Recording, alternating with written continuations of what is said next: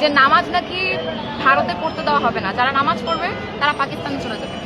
তো আমরা বলতে চাই, বাংলাদেশে যে পরিমাণে লক্ষাধিক হিন্দুরা রয়েছে তারা বাংলাদেশে কোনো রকমের পূজা করতে পারবে না। সোনামা, এই যে কথাটা তুমি শুনেছো, ভারতবর্ষের নামাজ পড়া যাবে না, নামাজ পড়তে গেলে পাকিস্তান অথবা বাংলাদেশে জাতি হবে, এই কথাটা কোন পরিপ্রেক্ষিতে বলা হয়েছিল সেটা তুমি জানো? আমাদের কলকাতার রেড রোডে একটা নির্দিষ্ট কারণের জন্য নামাজ বন্ধ করা হয়েছে, কিন্তু সেই জায়গায় ব্রিগেডের মাঠে নামাজের ব্যবস্থা করা হয়েছিল। বিশ্বাস করুন, প্রতিটা মুসলিমই ভীষণ স্যাটিসফাইড। বিশ্বাস না হলে ইউটিউব, ইনস্টাগ্রাম, ফেসবুকে গিয়ে চেক করে দেখতে পারেন। কিন্তু এই রেড রোডে আবার যোগা দিবস পালন করার পর্ব চলছে। এই কারণে কিছু মানুষের হজম হচ্ছে না, বলছে যে রোডে নামাজ হলো না সেই রোডে যোগা দিবস কিসের জন্য?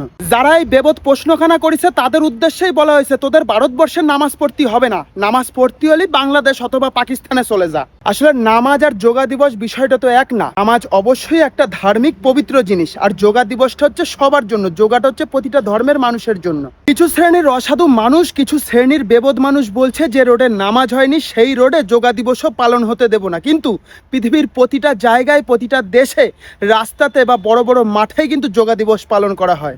এখন আপনারা বলতেই পারেন, ব্রিগেডের মাঠেই তো যোগা দিবসটা পালন করা যেত, কিন্তু এখন তো বর্ষাকাল, মাঠের অবস্থা খুবই শোচনীয়। এতগুলো মানুষ কি করে ওই কাদা মাঠে যোগাসন করবে?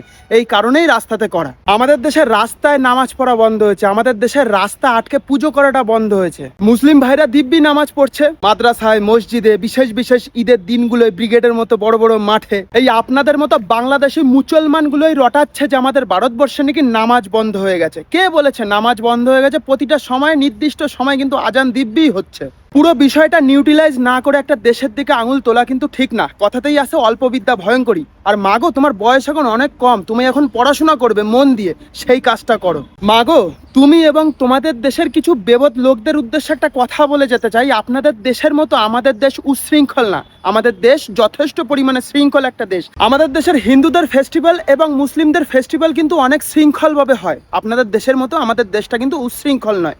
যাই হোক, সকলে ভালো থাকবেন, সুস্থ থাকবেন, সতর্ক থাকবেন, নিজের যত্ন নেবেন। আসি, রাধে রাধে।